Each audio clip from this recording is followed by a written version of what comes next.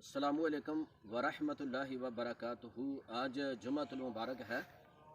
तो रवायत में आता है कि जो शख्स जुम्मा वाले दिन अपने वालिदैन की कब्र पर या किसी एक की कब्र पर खड़ा होकर सूरा यासीन शरीफ की तिलावत करेगा तो अल्लाह अज़्ज़ा व जल ना उसकी बख्शिश फरमा देगा।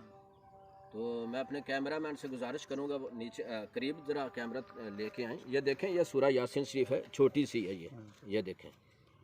ये बंदा इसको आसानी के साथ ना जेब में डाल सकता है।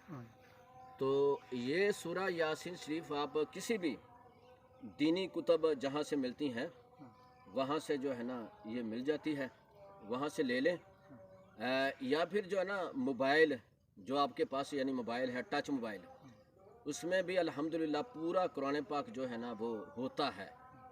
तो मोबाइल से भी आप सूरा यासीन शरीफ निकाल कर ना कब्र पर खड़े होकर पढ़ सकते हैं। अल्लाह अज़्ज़ा व जल हमें अमल करने की तौफीक अता फरमाए।